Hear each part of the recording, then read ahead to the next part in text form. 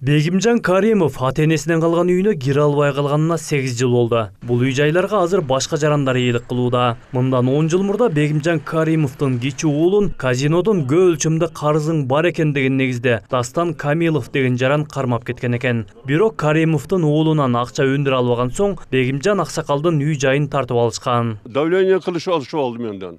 Балаңызга карызы бар деп. Под давлением, я корком, инвалид болсам, сердечник болсам, конечно, түнде келіп коркусынчы пистолет бен онда приставка кылган. Ошо Камилов Дастандар. Он бала менен келген, көчө балдары менен, чорыйлар менен. Эмне кылышым керек эле? Макул болду анан кийин. Өлүм керекпи же үй керекпи? Качан бошотуп бердиңиз бул жерде? 9-жылы. Ошондон бери якта биякта көчөдө кебир жерлерде мачиттарда жаттым, башка жерлерде коронный помещенияларда жаттым. Ошол учурда бир катар укук коргоо органдарына кайрылганы менен андан майнап чыккан эмес. Анткени үй-жайын тартып алгандар Жаныш Бакиевдин жакын адамдары болгонун айтат. Жабырлануучунун арызын 2013-жылдан кийин маркум Толкунбек Шоноев өз кароосуна алган. Бирок аны дагы ишти аягына чыгара элек кезинде атып кетишкен. Мына ошол жылдардан бери чалкемпир акыйкаттык таппай ар кайсы жерде жашап келе жатышат.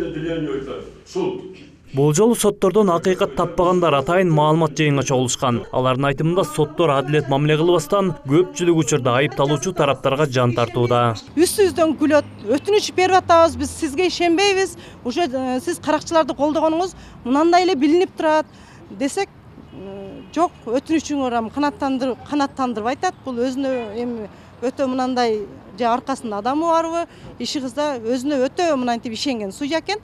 Колуңардан келгенин кылып алгыла дегенде эле кылып эле үстүбүздөн күлүп коет. Биз сүйлөсөк биздин сөзүбүзгө эч ким деле уккан деле кызыккан деле адам жок болот.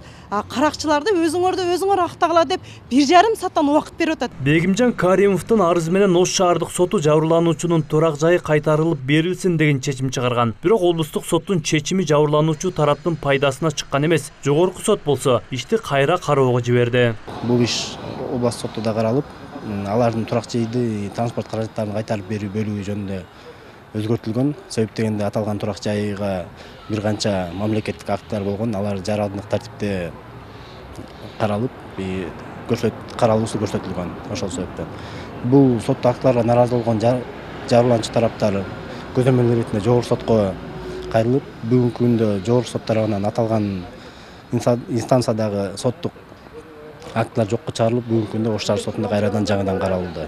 Каримовдун турак жайы 2-3 адамга сатылып кеткендиктен эми шаардык сотто кайра каралып баштайт. Ал эми юристтер жабырлануучулар нааразы болгон Айнура Сулайманова аттуу соттон баш тартууга мүмкүнчүлүк бар экенин айтышат. Анткени мыйзамда соттук отурумдун төрагасына ишенбөөчүлүк болсо, атайын арызы менен кайрылып, аны алмаштырууга жарандарга укук берилген. Марат Акимбек уулу, Кудайберди Дайканов, Ош Перим жаңылыктары.